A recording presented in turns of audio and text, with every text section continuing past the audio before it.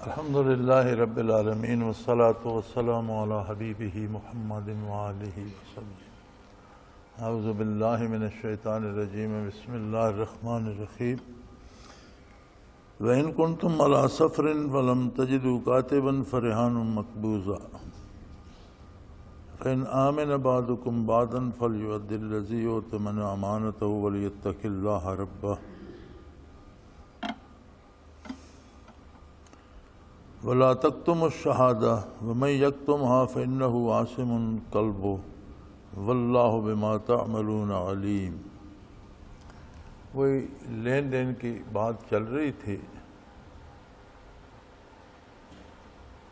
تو اس میں ایک صورت تو یہ ارشاد فرمائی کہ اگر ادھار دیں تو وہ لکھ لیں اور وقت کی تعیین ہو، یعنی دن اور مہینہ لکھا جائے، لمسم اوقات نہ لکھے جائیں، جیسے کہ ہمارے ہاں رواج ہے کہ جی بس گرمیوں میں دے دیں گے یا فصل پر دے دیں گے، اس طرح نہیں، دن مہینہ وقت کی تعیین کی جائے۔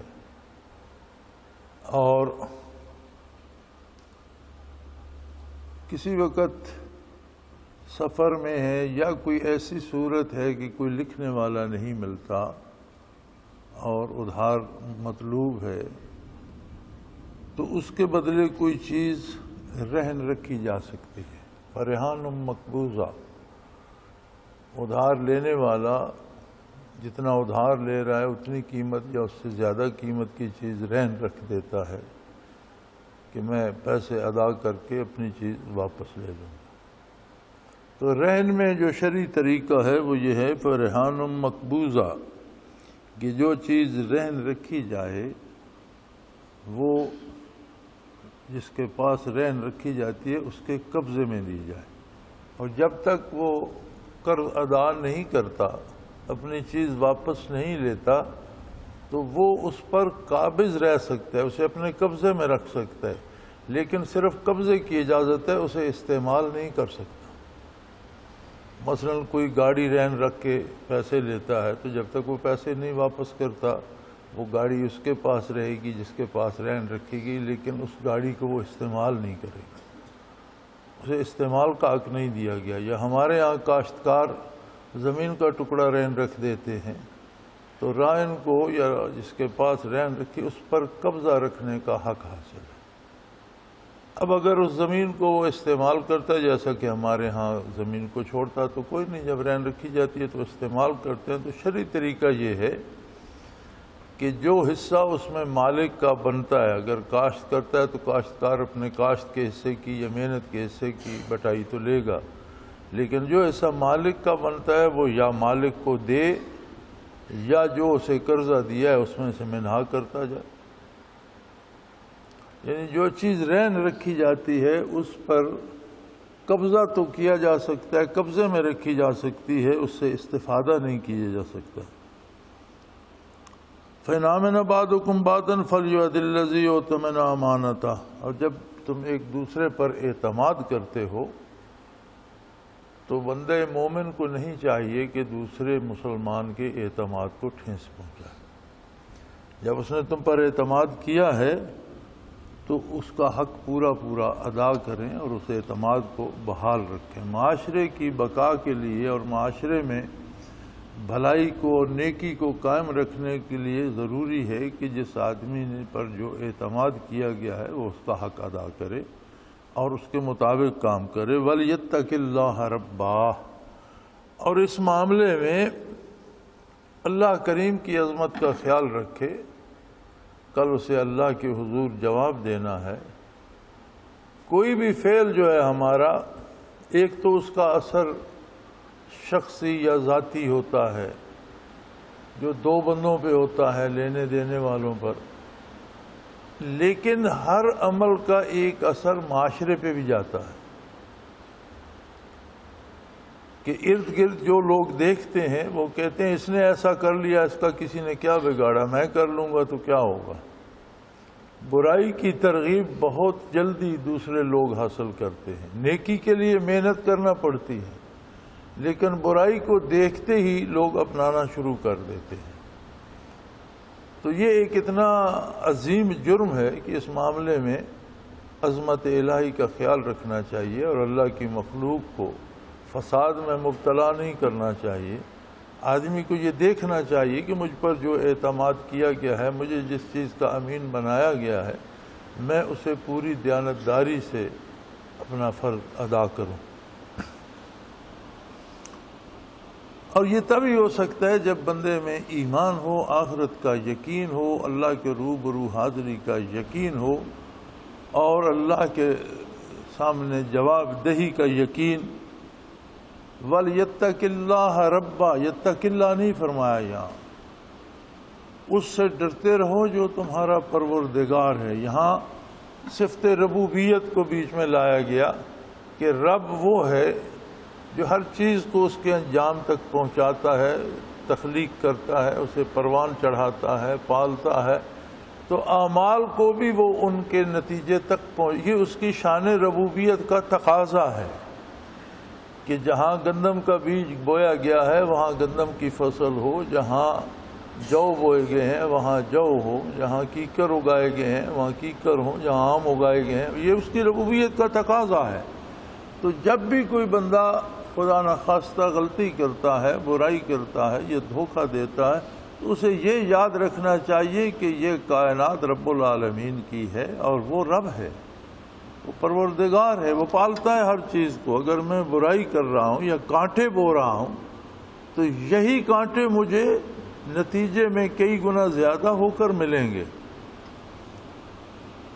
وَلَا تَكْتُمُوا الشَّهَادَةَ، اور جس چیز کے تم گواہ ہو، لین دین کے گواہ ہو یا کسی واقعہ کے گواہ ہو، تو شہادت کو اور گواہی کو چھپاؤ نہیں، کیونکہ شہادت یا گواہی چھپانا انصاف کے راستے میں رکاوٹ ڈالنے کے برابر ہے۔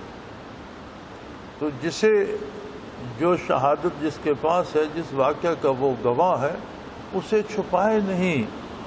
اگر چھپائے گا وَمَن يَكْتُمْهَا فَإِنَّهُ عَاصِمٌ قَلْبُهُ، تو اس کا دل گناہ گار ہوگا۔ شہادت کو چھپانے کا اثر اتنا شدید ہوتا ہے کہ وہ دلوں کو تاریک کر دیتا ہے، دل کو گناہ گار کر دیتا ہے۔ اس کا مطلب ہے کہ دل گناہ گار بھی ہوتے ہیں، دل نیک بھی ہوتے ہیں۔ اگر گناہ گار ہوتے ہیں تو نیک بھی ہوتے ہیں۔ نیک کیسے ہوتے ہیں؟ نبی کریم صلی اللہ علیہ وسلم کا ارشاد عالی ہے، اس کا مفہوم ہے کہ ہر گناہ دل پر ایک سیاہ نقطہ پیدا کر دیتا ہے، لیکن توبہ نصیب ہو، اللہ سے استغفار کرے، آئندہ گناہ نہ کرنے کا عہد کرے، تو اللہ کریم وہ صاف کر دیتے ہیں۔ اگر توبہ نہیں کرتا، مسلسل گناہ کرتا چلا جاتا ہے، تو وہ نقطہ نقطہ بڑھتے بڑھتے دل کو سیاہ کرتا رہتا ہے، اور ایک وقت ایسا بھی آتا ہے کہ دل بالکل سیاہ ہو جاتا ہے اور اس پر مہر کر دی جاتی ہے، توبہ کی توفیق بھی نصیب نہیں ہوتی۔ دلوں کی تبدیلی سب سے بڑی تبدیلی ہے، اور جب تک دل تبدیل نہیں ہوتا، انسانی مزاج، اس کا کردار نہیں بدلتا۔ نبی کریم صلی اللہ علیہ وسلم نے فرمایا کہ انسانی وجود میں ایک گوشت کا لوتھڑا ہے، اذا صلح صلح الجسد کلہ، اگر اس کی اصلاح ہو جائے تو تمام وجود کی اصلاح ہو جاتی ہے۔ وَإِذَا فَسَدَ، اور اگر اس میں فساد پیدا ہو جائے، فسدت الوجود کلہ، سارا انسانی وجود تباہ ہو جاتا ہے۔ الا وہی القلب، اور خوب جان لو کہ یہ انسان کا قلب ہے۔ قلب کی اصلاح وجود کو کس طرح تبدیل کرتی ہے؟ آقا نامدار صلی اللہ تعالی علیہ وآلہ وسلم کی برکات نبوت میں ہے، فرائض نبوت میں ہے، یتلو علیہم آیاتہ وَيُزَكِّيهِمْ وَيُعَلِّمُهُمُ الْكِتَابَ وَالْحِكْمَةَ، چہار گانا فرائض نبوت جو کتاب حکیم نے بیان فرمائے ہیں، ان میں ہے کہ اللہ کی طرف دعوت دینا، جو قبول کرے اس کے دل کو پاک کرنا، وَيُزَكِّيهِمْ، ان کا تزکیہ کرتا ہے، ان کے قلوب کو پاک فرماتا ہے اللہ کا نبی، اور دلوں کو پاک کرنے کے بعد انہیں کتاب و حکمت کی تعلیم دیتا ہے، کتاب کی تعلیم دیتا ہے، حکمت کی تعلیم دیتا ہے۔ کتاب اللہ کا قرآن ہے، حکمت قرآن کی وہ تفسیر ہے جو نبی کریم صلی اللہ علیہ وسلم نے بیان فرمائی، جو آپ کے عمل عالی سے، آپ کے کردار عالی سے، آپ کے عمل کرنے سے، آپ کے فرمانے سے ظاہر ہے، یعنی قرآن اور سنت۔ تو حضور اکرم صلی اللہ علیہ وسلم نے دلوں کو کس طرح سے پاک کیا؟ دعوت الہی کی تو ساری رویداد ملتی ہے، کس طرح حضور نے دعوت دی، تعلیم کتاب کی ساری رویداد ملتی ہے، کہ تعلیم حکمت کی ساری رویداد ملتی ہے، لیکن دلوں کو یہ جو دعوت کے بعد تزکیہ ہے، دلوں کی پاکیزگی کی بات ہے، اس کا کوئی قصہ زیر بحث نہیں آتا کہ یہ کیسے ہو گیا۔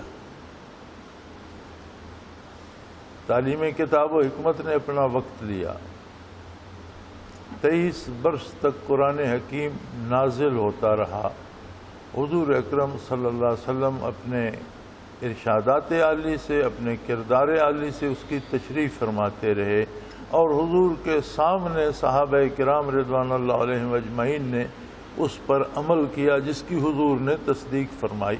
تو گویا قرآن تعلیم کتاب و حکمت مکمل ہو گئی۔ دعوت حضور اکرم صلی اللہ علیہ وسلم نے کس کس طرح دی، اور اس میں کیا کیا مشکلات پیش آئیں، اور کہاں کہاں حضور تشریف لے گئے، اور اس کی کیا کیا صورت بنی، یہ سارا بھی سیرت میں موجود ہے۔ تزکیے کی بات کوئی نہیں آتی، اس لیے کہ نبی کریم صلی اللہ علیہ وسلم کی برکات نبوت میں تزکیے پر کوئی وقت لگا نہیں، کوئی محنت ہوئی نہیں۔ جسے بھی نور ایمان نصیب ہوا، اگر حضور اکرم صلی اللہ علیہ وسلم کی ایک نگاہ عالی اسے نصیب ہو گئی تو اس کا تزکیہ مکمل ہو گیا اور وہ صحابی بن گیا، یا اس کی نگاہ حضور صلی اللہ علیہ وسلم پر پڑی تو ایک نگاہ میں وہ تزکیے کے اس مقام پر پہنچ گیا کہ جہاں ساری دنیا کی ولایت بھی جمع کی جائے تو اس مقام عالی پر نہیں پہنچ سکتی، یعنی وہ صحابیت پہ سرفراز ہو گیا۔ صحابی اگرچہ صحبت سے مشتق ہے کہ نبی کریم صلی اللہ علیہ وسلم کا صحبت یافتہ، لیکن یہ لغوی معنی ہے۔ صحابی کا اصل مفہوم یہ ہے کہ انسانی عظمتوں کی معراج پر پہنچ گیا جہاں کوئی غیر صحابی قدم نہیں رکھ سکتا، اخلاص میں، امانت میں، دین میں، عقیدے میں، عمل میں، ظاہر میں، باطن میں، جتنے کمالات انسانی ہوتے ہیں ان کمالات کی اس بلندی پر فائز ہو گیا جس پر کوئی غیر صحابی قدم نہیں رکھ سکتا، جس کے بارے غیر صحابی نہیں سوچ سکتا۔ یہ عالم تھا تزکیے کا جو بارگاہ رسالت سے نصیب ہوتا تھا۔ جس طرح تعلیم کتاب کا عمل جاری رہا، تعلیم حکمت کا عمل جاری رہا، دعوت اللہ کا عمل جاری رہا، اسی طرح تزکیے کا بھی عمل جاری رہا، جاری ہے، اور جب تک دنیا قائم ہے انشاءاللہ العزیز جاری رہے گا۔ یہ چہار گانا فرائض نبوت اسی طرح اپنی پوری عظمت، پوری قوت، پوری آب و تاب سے چمکتے رہیں گے۔ یہ الگ بات ہے کہ اس سے استفادہ کرنے والے کبھی خوش نصیب زیادہ ہو جائیں یا کبھی کم ہو جائیں، لیکن یہ نعمت دنیا سے مٹے گی نہیں، اس لیے کہ حضور اکرم صلی اللہ علیہ وسلم ہی کی نبوت جاری و ساری ہے اور ہمیشہ جاری و ساری رہے گی۔ کوئی نیا نبی حضور اکرم صلی اللہ علیہ وسلم کے بعد نہیں آئے گا۔ تو یہ برکات جاری رہی۔ صحابہ کرام کی ایک صحبت نے تابعین بنا دیے، تابعین کی صحبت نے تبع تابعین بنا دیے، تبع تابعین کے بعد ضرورت پڑی سکھانے کی، سیکھنے کی، اور تزکیے کا عمل بحمد اللہ اہل اللہ میں جاری رہا، بلکہ ایک پورا طبقہ جسے ہم ولی اللہ مانتے ہیں، ولایت کا خاصہ یہی ہے کہ یہ برکات نبوت انہوں نے حاصل کی، ان کے قلوب منور ہوئے، قلوب روشن ہوئے، اور دوسروں کے قلوب منور کرتے چلے گئے۔ تو اصل گناہ کا جو نقصان ہے وہ ہے کہ دل پہ اس کا اثر گناہ کا مرتسم ہو جاتا ہے، اور نیکی دل کو روشنی اور جلا بخشتی ہے، لیکن نیکی اور گناہ کے جاننے اور کرنے سے پہلے اس بات کو سمجھنا کہ دل کا تزکیہ یا دل کی پاکیزگی کیسے ہوتی ہے، کیا ہوتی ہے اور اس کی کیا صورت ہے، یہ ضروری ہے۔ اس لیے کہ قرآن حکیم نے تعلیم کتاب و حکمت سے پہلے تزکیے کو رکھا ہے۔ واللہ بما تعملون علیم، اور یہ بات بھی یاد رکھو کہ تمہارے ہر عمل سے اللہ کریم واقف و آگاہ ہے۔ تمہارا کوئی عمل ایسا نہیں ہے جو اللہ کریم سے پوشیدہ ہو۔ کرامن کاتبین لکھتے ہیں، فرشتے لکھتے ہیں، اعمال نامہ لکھا، یہ ساری باتیں اپنی جگہ، لیکن اللہ کریم ذاتی طور پر ہر عمل، ہر سوچ، ہر فکر سے آگاہ ہے۔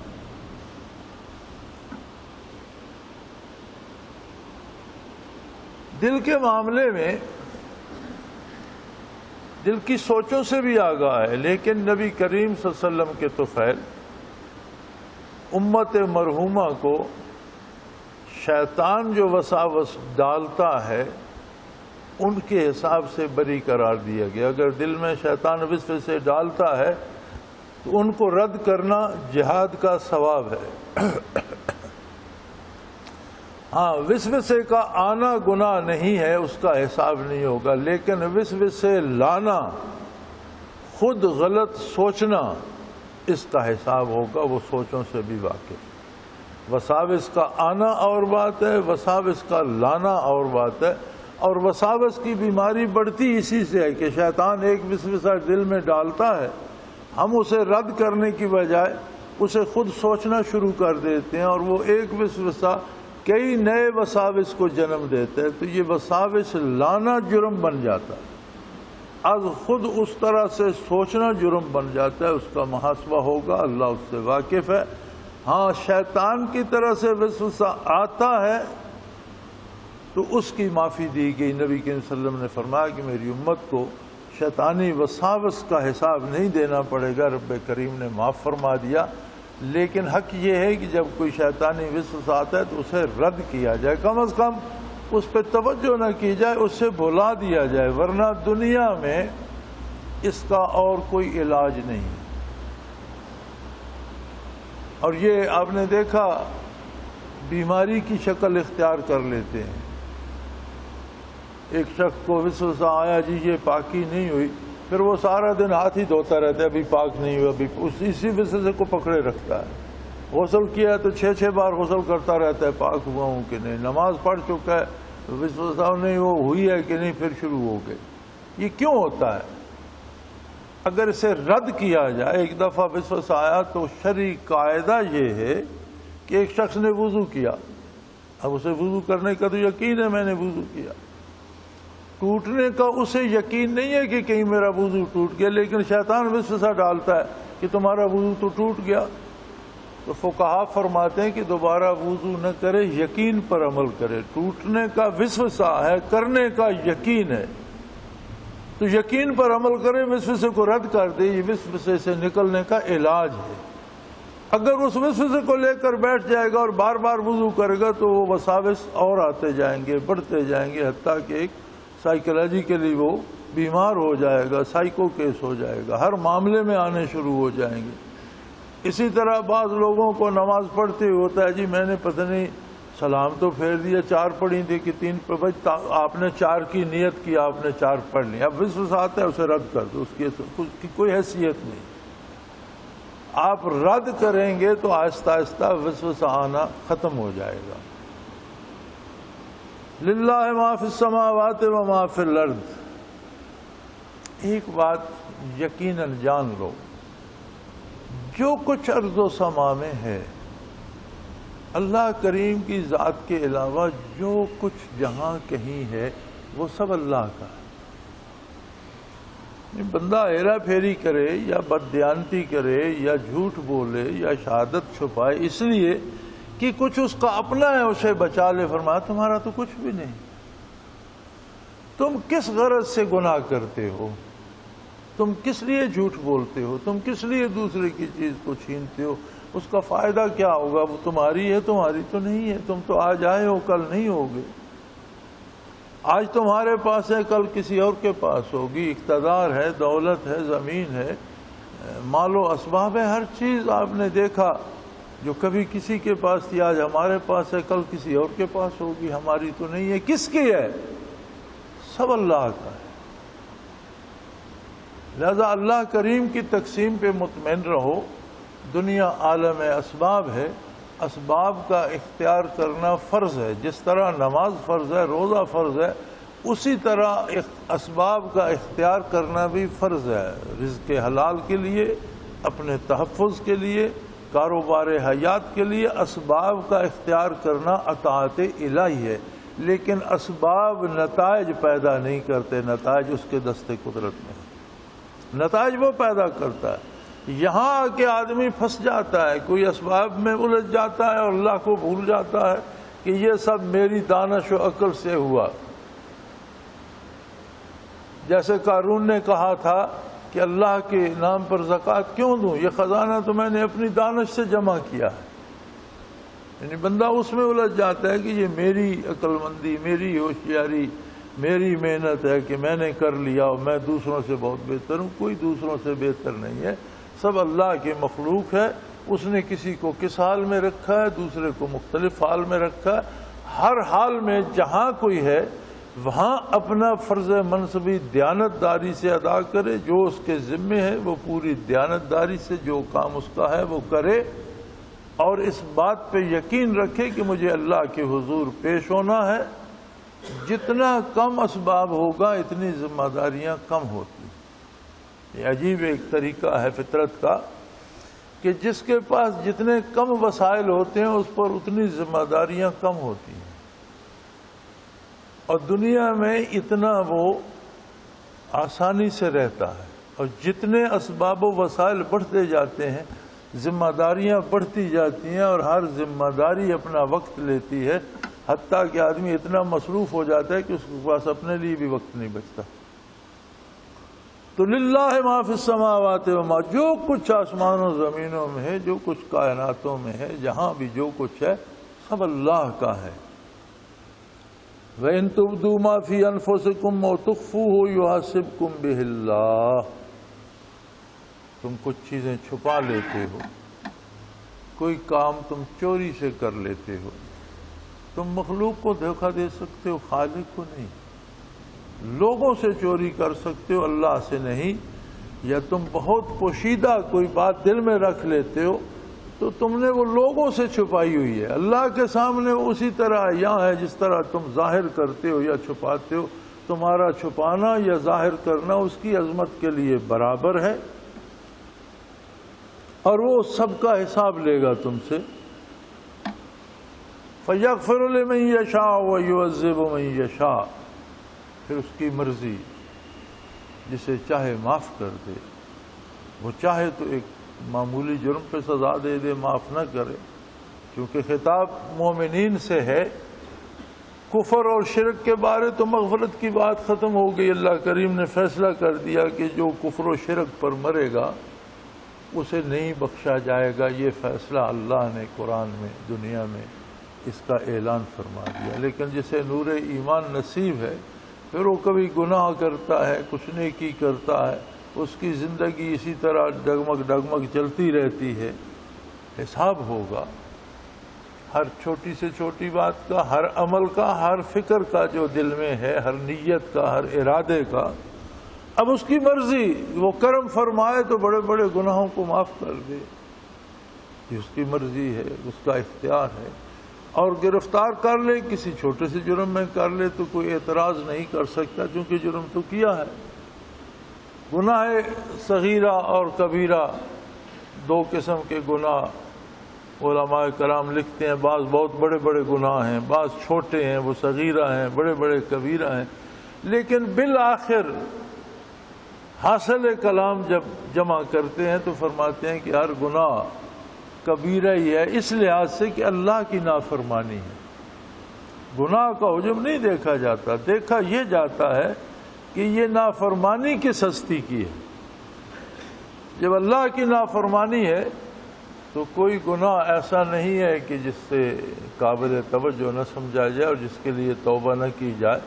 اللہ کریم کی عظمت سے بندے کو ہر وقت چوکنا رہنا چاہیے کہ میرے ظاہر و باطن، میری سوچ، میری فکر، میرے کلام، میری زبان سے نکلی ہوئی بات، میرے اعضاء و جوارح سے ہونے والے کام، ہر چیز کو وہ ذاتی طور پر جانتا ہے اور دیکھ رہا ہے۔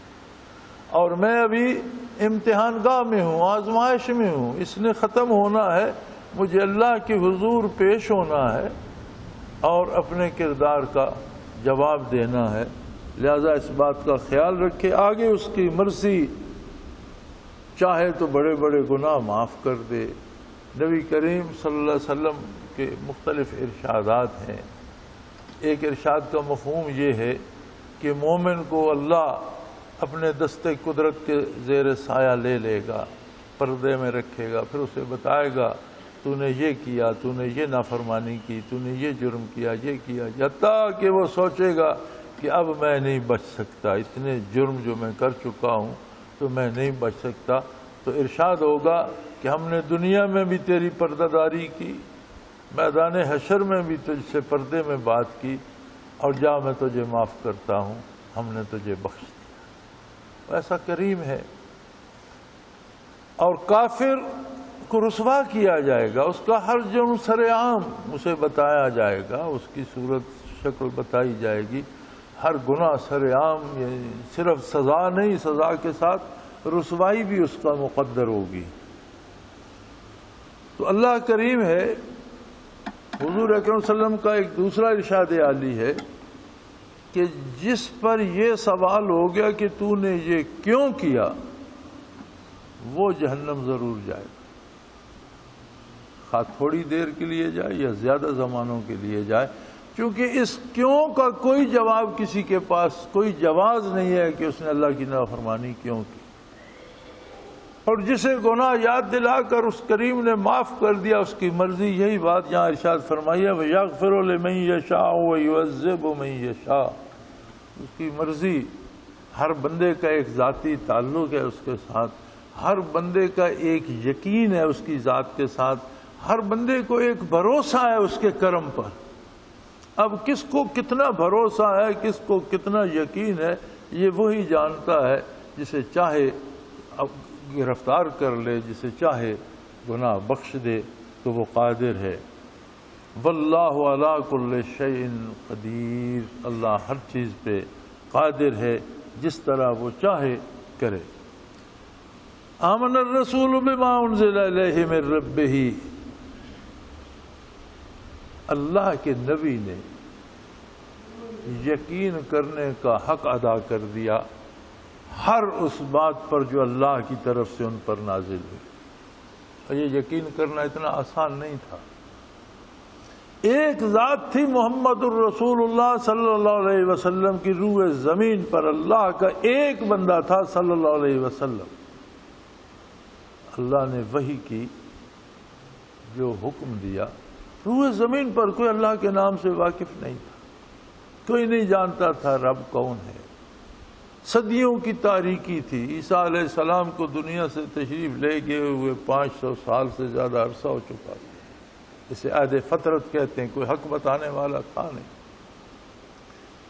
روح زمین کے سارے لوگ کفر میں مبتلا تھے، اپنی خدائی کے دعوے دار تھے، اپنی بادشاہت اور سلطنت کے دعوے دار تھے، اپنی طاقت، اپنے جبر، اپنے روب اور اپنی بڑائی کے دعوے دار تھے۔ ہر ایک نے ایک اپنا اپنا مذہب بنا رکھا تھا جسے وہ جان سے زیادہ عزیز سمجھتا تھا۔ اللہ کے نبی پر جو لفظ وحی الہی کا آیا، بغیر کسی تردد، بغیر کسی خوف، بغیر کسی سوچ بچار کے اللہ کے رسول نے برملا اس کا اعلان کر دیا۔ فرمایا آمن الرسول، میرے نبی نے ایمان لانے کا حق ادا کر دیا۔ لطف آ گیا بات ماننے کا۔ بتا دیا کہ کس طرح سے احکام کی تعمیل کی جاتی ہے اور کس طرح یقین کیا جاتا ہے۔ آمن الرسول بما انزل الیہ من ربہ، اس کے پروردگار کی طرف سے جو انعامات اس کو ملتے گئے، جو احکام نازل ہوتے گئے، اس پر یقین کا حضور صلی اللہ علیہ وسلم نے حق ادا کیا۔ مشرکین مکہ جمع ہوئے کہ شخص اپنی بات کرنے سے باز نہیں آتا اور اس کی بات دن بدن پھیل رہی ہے، جب تک اس سے کوئی نہ کیا جائے، اس کو نہ روکا جائے، اس کو نہ سمجھایا جائے، تب تک بات نہیں بنتی۔ یہ بات کرتا رہے گا، لوگوں تک پہنچتی رہے گی، تو ہمارے آباء و اجداد کے بنائے ہوئے مذہب کا کیا ہوگا؟ تو وہ مشورہ کر کے سرداران قریش حاضر خدمت ہوئی اور عرض کی کہ آپ اگر یہ اتنی ہم سب کی مخالفت مول لے کر، کیونکہ بہت بڑوں کی مخالفت مول لینا بندے کو بڑا بنا دیتی ہے،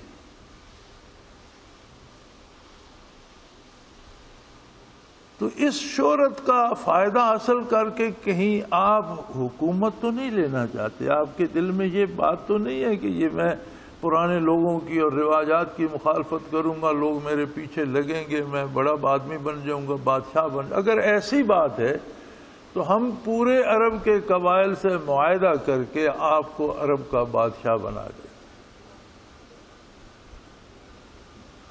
تو یہ جو ہمارے مذاہب پہ تنقید یا ہمارے آباء و اجداد کی روایات پہ تنقید ہے، یہ بند ہو جائے اور ہم آپ کو بادشاہ تسلیم کر لیتے ہیں۔ ہم پورے جزیرہ نما عرب کے قبائل کے سرداروں کو جمع کر کے سب سے مشورہ کر کے آپ کو بادشاہ بنا دیتے ہیں۔ دوسری صورت یہ ہو سکتی ہے کہ آپ یہ اتنی مخالفت اس لیے مول لے رہے ہوں کہ جو ساتھ ملیں گے وہ میری امداد کے لیے پیسے تو مجھے دیں گے، میرے پاس بہت دولت جمع ہو جائے گی۔ اگر آپ یہ چاہتے ہیں تو ہم جزیرہ نما عرب میں سارے لوگ مل کر آپ کے پاس اتنی دولت جمع کر دیتے ہیں کہ کم از کم جزیرہ نما عرب میں دوسرے کسی کے پاس اتنی دولت نہ ہو، یا پھر آپ کسی بڑے آدمی، بڑے خاندان یا بڑے عظیم انسان کی کسی خوبصورت بیٹی سے شادی کرنا چاہتے ہیں۔ اگر ایسی بات ہے تو آپ ہمیں بتائیں، جہاں آپ کہیں گے، جس کا آپ نام لیں گے، جو بھی ہم سے بن سکا وہ ہم کریں گے۔ آپ کو وہ خاتون بھی دلوا دیں گے، دولت بھی دلوا دیں گے، آپ کو حکمران بھی بنا دیں گے، لیکن آپ یہ بات جو آپ کر رہے ہیں یہ کہنا بند کر دیجیے۔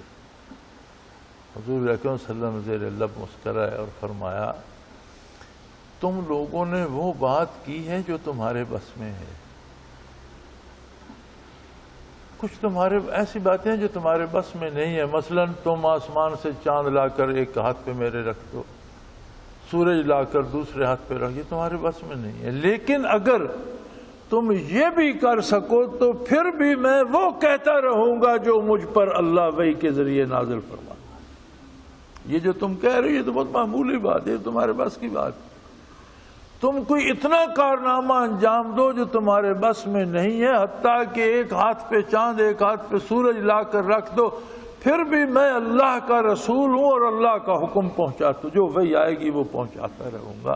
فرمایا آمن الرسول، یقین کا حق ادا کر دیا میرے رسول نے۔ پھر والمؤمنون، پھر اللہ کے ایماندار بندوں نے۔ صاحب تفسیر مظہری رحمۃ اللہ تعالی علیہ فرماتے ہیں کہ المؤمنون سے مراد تو صحابہ کرام ہیں جنہوں نے یقین کرنے کی حد کر دی، جانیں لٹا دی، گھر چھوڑ دیے، دولت چھوڑ دی، زمینیں چھوڑ دی، جائیدادیں چھوڑ دی، مہاجر بن گئے، بیٹے قربان کر دیے، گھر لٹوا دیے، لیکن اس بات سے پیچھے نہیں ہٹے، صرف اس بات پر کہ ہم اللہ کے نبی کے ساتھ ہیں اور نبی برحق ہے، ہمیں اللہ کے حضور پیش ہونا ہے اور ہم اس کے رسول کے قدموں میں اور اس کے ہم رکاب ہم اللہ کے حضور پیش ہوں گے۔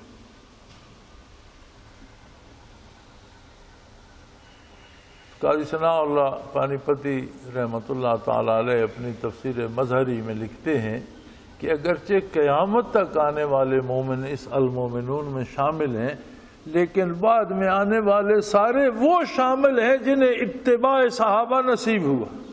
والذین اتبعوہم،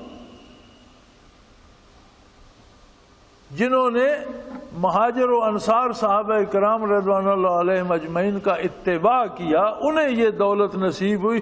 پہلے مخاطب المومنون صحابہ کرام ہیں رضوان اللہ علیہم اجمعین، کہ ایمان لانے کا، یقین کرنے کا حق ادا کر دیا میرے رسول نے صلی اللہ علیہ وسلم، اور حق ادا کر دیا صحابہ کرام نے رضوان اللہ علیہم اجمعین، جنہوں نے حضور کی بات پر دو عالم سے ہاتھ اٹھا لیا کہ جو ہو سو ہو، حق یہی ہے جو محمد الرسول اللہ فرما رہے ہیں. یہ بات شاید ہماری سمجھ میں کم آئے، اس لیے کہ ہم خود کو نہیں بدلتے، ہم احکام الہی کو بدلنے کی کوشش کرتے ہیں، قرآن کو بدلنے کی کوشش کرتے ہیں، دین کو بدلنے کی کوشش کرتے ہیں کہ دینی احکام بدل جائیں، ہمیں نہ بدلنا پڑے. ایمان کا تقاضا یہ ہے کہ دین قائم رہے اور بندہ خود کو بدل کر اس سانچے میں ڈھال لے. کل آمن باللہ وملائکتہ وکتبہ ورسلہ، سب نے اللہ پر یقین کیا، اس کے فرشتوں پر، اس کی کتابوں پر، اس کے تمام رسولوں کی رسالت کا. لا نفرق بین احد من رسلہ، اس کے کسی رسول کو اس کے مرتبہ رسالت سے گرایا نہیں ہے، کسی نبی کی نبوت کا انکار نہیں کیا، کسی نبی کی نبوت میں کچھ شبہ نہیں کیا.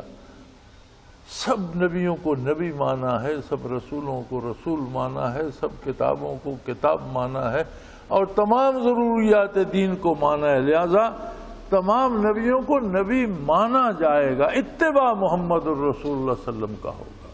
باقی سب کا اپنا اپنا زمانہ تھا، اپنی اپنی کتاب تھی، اپنا اپنا وقت تھا. اپنے وقت میں اللہ کے برحق نبی تھے، آج بھی اللہ کے برحق نبی ہیں، قیامت کو اٹھیں گے اللہ کے برحق نبی ہوں گے.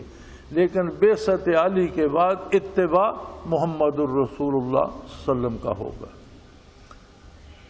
وقالوا سمعنا واطعنا، اور انہوں نے اپنے عمل سے بھی اور قول سے بھی ثابت کر دیا کہ اے اللہ ہم نے تیرا حکم سنا، سر تسلیم خم کر دیا، ہم نے ارشاد سنا اور اس کی تعمیل ارشاد کر دی. غفرانک ربنا، اے اللہ ہم انسان ہیں، تیری عظمت کو جا، ہمارا کردار کو جا، ہم پورے خلوص سے بھی عمل کریں تو وہ تیری بارگاہ کے لائق نہیں ہوتا. ہماری نیکیاں اس قابل نہیں ہیں کہ ہم تیرے سامنے پیش کریں، کجا کہ ہم سے کوتاہیاں بھی ہو جاتی ہیں. غفرانک، اللہ ہم تجھ سے تیری بخشش کے طلبگار، ہم جو بھی ہیں، ہم جیسے بھی ہیں، ہم نے جو گناہ کیا وہ بخش دے، جو نیکی کی وہ قبول فرما لے. ہم تجھ سے تیری بخشش کے طلبگار ہیں. وَإِلَيْكَ الْمَصِيرُ، اور ہمیں یقین محکم ہے کہ ہم نے واپس تیری بارگاہ میں تیرے روبرو حاضر ہونا ہے. فرمایا نیکی مشکل کب ہے؟ لا يكلف اللہ نفسا الا وسعها. یہ جو بات بنا لی ہے لوگوں نے کہ نیکی بہت مشکل ہے، فرمایا جو کام کوئی کر نہیں سکتا اس کے بارے تو اس سے پوچھا ہی نہیں جائے گا. مشکل تو تب تھی کہ کوئی ایسا کام کرنے کا کسی کو کہا جاتا جو وہ نہیں کر سکتا. جو نہیں کر سکتا اس کے بارے تو پوچھا. نماز سب سے افضل عبادت ہے اور دن میں 5 مرتبہ فرض ہے. اگر وضو نہیں کر سکتا، بیماری کا خوف ہے، تو یمم کر لے. کیا مشکل ہے؟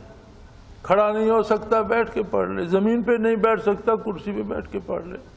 نہیں بیٹھ سکتا، لیٹ کر اشارے سے پڑھ لے. فرمایا میں وہ قبول کر جو کام وہ نہیں کر سکتا اس کے بارے تو پوچھوں گا. دنیا کا کوئی کام جو شخص نہیں کر سکتا اس کے بارے پرسش نہیں ہوگی. جو کر سکتے ہو، جس کی طاقت ہے، اگر وہ بھی میری حکم کے خلاف، میری مرضی کے خلاف کرو گے تو پھر بتاؤ پرسش تو ہونا. یعنی نیکی کو یہ کہا جاتا ہے کہ وہ جی نیکی بڑی مشکل. کیسے مشکل؟ تو تب ہے کہ کوئی ایسا کام کہا جائے جو انسان نہیں کر سکتا. حکم ہی وہ دیا جاتا ہے لا یکلف اللہ نفسا الا وسعها، کسی کو اللہ ایسی تکلیف نہیں دیتا جس کی اسے طاقت نہ دی ہو، لہا ما کسبت، اور کسی کی نیکیاں چھین کر دوسرے کو نہیں دیتا، کسی کی خطائیں چھین کر دوسرے پر مسلط نہیں کرتا، جو وہ کرتا ہے اس کے اپنے لیے ہے، وعلیہا مکتسبت، اور اس کا خمیازہ بھی خود اسی کو بھگتنا ہوگا۔ پھر بتایا، خود سمجھایا کہ میری بارگاہ میں درخواست اس طرح پیش کیا کرو، ربنا لا تؤاخذنا ان نسینا واخطانا، جب بات کرو تو میری بارگاہ میں اس انداز سے کرو کہ تو ہمارا پروردگار ہے، تو نے ہمیں پیدا کیا، تو نے توفیق بخشی، نیکی کی، ہم سے خطائیں ہوئیں، کوتاہیاں ہوئیں، تو اے اللہ تو ہمارا پروردگار ہے، اگر ہم سے بھول ہوئی یا جان بوجھ کر ہم نے خطا کر دی، دونوں صورتوں میں ہمارا مواخذہ نہ فرما، ہمیں معاف فرما۔ ربنا ولا تحمل علینا اصرا کما حملته الذین من قبلنا، اے اللہ پہلی قوموں پر جو مشکل امتحانات آئے تھے ہمیں ان امتحانوں سے بچا۔ قومیں کی قومیں گناہ کے جرم میں مسخ ہو گئیں۔ موسیٰ علیہ السلام کی قوم بنی اسرائیل نے توبہ کی خواہش کی تو فرمایا جتنوں نے بچڑے کو سجدہ کیا ہے انہیں قتل کر دو، جنہوں نے سجدہ نہیں کیا وہ تلواریں لے لیں اور ان کے سر قلم کر دیں، توبہ قبول کر لوں گا۔ اب کسی کا بیٹا تھا، کسی کا باپ تھا، کسی کا بھائی، ایک ہی قبیلے کے لوگ تھے، انہیں خود قتل، توبہ کے لیے بھی کتنی کڑی شرط رکھ دی، کسی کو بندر بنا دیا، خنزیر بنا دیا، کسی پر آسمانوں سے بارش ہوئی، پتھروں کی آگ برسی، تو فرمایا یہ بھی عرض کیا کرو کہ اے اللہ، اے ہمارے پروردگار، ربنا ولا تحمل علینا اصرا کما حملته الذین من قبلنا، ہم پر کوئی ایسا سخت حکم نہ بھیج دے جیسے ہم سے پہلی قوموں پر بھیجے گئے، ولا تحمل علینا اصرا کما حملته الذین من قبلنا ربنا ولا تحملنا ما لا طاقت لنا به، اور کوئی ایسا بار بھی دنیا میں ہم پہ نہ ڈال جس کے برداشت کی ہم میں قوت نہ ہو۔ واعف عنا، ہم سے درگزر فرما، واغفر لنا، ہمیں بخش دے اے مالک، وارحمنا، ہم پر رحم فرما۔ واعف عنا، ہم سے درگزر فرما، ہم خطا کار ہیں، ہم اس معیار پر پورے نہیں اترتے، ٹوٹی پھوٹی نیکیاں اور ان کے ساتھ بڑے بڑے گناہ، اللہ ہم سے درگزر فرما اور ہمیں بخش دے، ہم پر رحم فرما، تیری رحمت ہی ہمارا سدباب کر سکتی ہے۔ انت مولانا، اس لیے کہ تو ہی تو ہمارا مالک ہے، تجھی سے سب کچھ ہمیں طلب کرنا ہے۔ فانصرنا علی القوم الکافرین، اور اے اللہ ان لوگوں پر ہمیں غالب رکھ جو تیری عظمت کا انکار کرتے ہیں، ہمیں ان لوگوں کے پیچھے نہ چلا، ان پر ہمیں غالب رکھ۔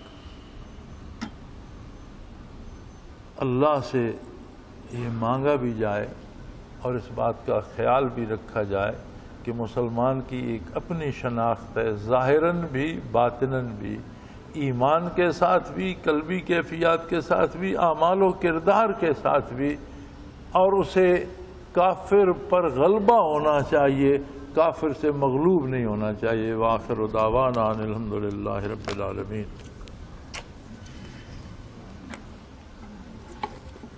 جناب آپ کی سنتیں رہتی ہوں، ادا فرما دیجیے۔